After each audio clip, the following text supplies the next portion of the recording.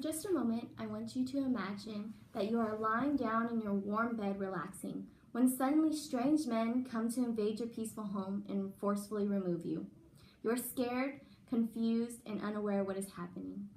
You can't go to your parents for comfort or reassurance because they are as frightened as you. The next thing you realize is your home is no longer yours, and instead you are forced to call another place home that is miles away from what you know. This new place is dirty and has nothing that you can call your own. There is no leaving due to the fact that you are caged in like an animal, and if you did try to escape, your chances of surviving are slim. It is a scary feeling, isn't it?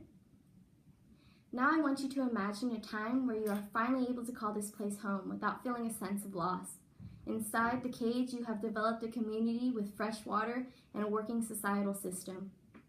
It begins to not feel like a prison. Then suddenly people come in trying to do with the community as they feel and take from it what they want. You try to voice your opinion because times have changed and you feel like they'll be able to hear and listen, but instead they ignore, take, and destroy. It's a feeling of hopelessness, isn't it? What I have done is taken you through the minds of the American Indians who have lived here for centuries and who still feel scared and hopeless. Later in the speech, I will tie this feeling into my topic. Hello, ladies and gentlemen. My name is Victoria Ontiveros, and today I will be talking to you about the Dakota Access Pipeline and why we as a country should stand behind a group of people who are in need of saving their land. Here is some background information so you can fully understand how far back in history American Indian mistreatment goes. It even goes further than what I'm going to bring up. In the beginning, what I had described to you was also known as the Indian Removal Act in 1830. This act stated Indians would give their land east of the Mississippi in exchange for lands in the west, stated PBS.org. This was supposed to be a peaceful removal, however, went horribly wrong due to some Indians not wanting to leave. But keep in mind, this was their home that they were being forced to leave. Would you be able to easily give up a place you called home? However, that wasn't the last removal. There was another one in 1836. That's only 6 years later, enough time to feel devastated when they rip you from a home again, from land they said was finally yours. Since the late 19th century, according to PBS.org, the government has always seen the American Indians as an obstacle, not as an ally or a potential friend, but always an enemy in the way of their money. American Indians were moved around, treated like animals, and were even killed for land they could have shared. According to PBS.org, tribes tried to assimilate themselves to avoid removal. Yet settlers became jealous and removal became inevitable. By 1837, PBS.org says 46,000 American Indians were moved around and found themselves on reservations, meaning most tribes, if not killed, were forced to go to these reservations. U.S. Dakota War.org states a reservation is an area of land managed by Native American tribes and is averaged about 55.7 miles of land. These aren't cute little towns. These are dirty, unsuitable, and hazardous living spaces. Revolutionary Frontlines.worldpress.com states reservations are as poor or below the level of third world global south countries.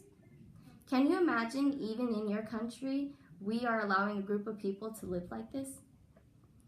It has been 187 years since then, and you would have thought that certain things would have changed. For example, helping better reservations, or how about the fact of not exploiting the land given to them for financial gain? Bring me back to my topic that I will discuss today, the Dakota Access Pipeline. According to U.S. Today, the DAPL, also known as the Dakota Access Pipeline, is a 1,172-mile pipeline project that will run from the Bakken oil fields in northwest Dakota through South Dakota, Iowa, and end in Illinois. It would carry 570,000 barrels of crude oil per day and cost $3.78 billion. Those in favor of it are governments and higher-ups. Those on the opposing side are the American Indians. By the company building this pipeline, it will actually be breaking treaties.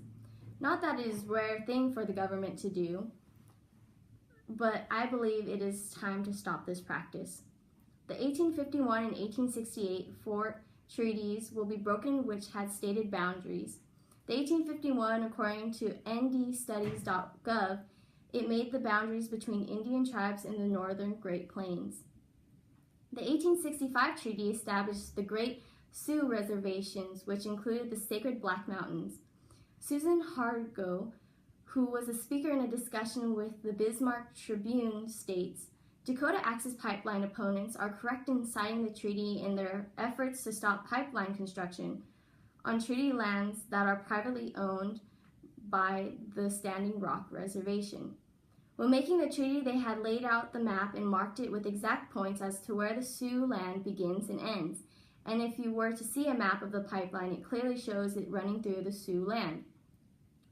Another factor of the pipeline that is blatantly oppressing the American Indians in that it violates civil rights. American Indians have gathered from everywhere to protest this pipeline. They have not been violent. They have held their signs up with pride and walked as a strong unit. Trying to get rid of protesters, militarized state police came in and proceeded to get violent. They sprayed tear gas on groups. They even released hound dogs on these people. These protesters are not chew toys. They are breathing human beings who have a warm, beating heart just like the rest of us. The difference is they are out there fighting to protect something that is rightfully theirs and has been since the beginning. Why is that so wrong? It is time for us as a country to stand behind them and make their voices that have always been fighting a little louder so maybe others will finally listen. In today's day and age, we use oil for many things in our daily lives. There's no denying that. In a survey I conducted in my communications class, I have asked my peers how many times they fill up their car, and over 50% said once or twice a week. Between school, a job, and visiting home, how could you not? But that is a lot of gas, especially when there are so many kids just like them doing this. I know what you're thinking. See, that is why we need oil. However, before you embed that idea in your mind and stay stuck believing that, consider this. Fossilfuel.co.uk states that the oil is a non-reliable energy source. Therefore, once depleted, there is no way to obtain more. Meaning, if we continue with an oil-driven society, soon it will be all gone and we will be at a loss, unable to function productively. Another negative effect of oil is how we use it, which deals with burning it. When oil or fossil fuels are burned, it sends carbon dioxide into the air. We burn so much, there are not enough trees to clean it. Soon our future generations will not have the luxury of running outside or going to the park on a nice day because there will be no such thing if we continue to use oil as much as we do now. Most importantly, if the pipeline is completed and the company is given access to the oil, what happens when they use it all? They will have destroyed the land of the Indians just so in the end they can throw it away because it will no longer serve a purpose for them. And then they will move on and destroy another place for a black liquid that should not be put above a living being. Which had brought me to my next question, is this substance worth fighting over? In my survey, I asked, what was worse, a civil war or a war with another country? 75% marked the Civil War. In a way, they are correct. It is worse. We could be destroying our country from the inside, but in reality, both are equally harmful. What if there was a way to avoid both? Well, there is, and the solution would be to find a substitute. According to procon.org, hydrogen, solar, electricity, or geothermal can meet energy demands better than finite fossil fuels. If we begin to use these alternatives, we could save the earth itself. The American Indians who are protesting are not only fighting for their land, but for the land itself. So let us help them and encourage reusable energy over fossil fuels. Another controversial aspect of this pipeline is the water it can harm if it ever broke, causing the oil to spill. The route of the pipeline is supposed to run under the Mississippi River, Lake Sacagaway, and Lake Oahe, and also run over a water source, one of the largest water sources, which supplies drinking water to more than 2 million people in the Great Plains, according to U.S. Today. Water is a crucial necessity for us humans to survive, so how can we stand by and watch this oil company take theirs away?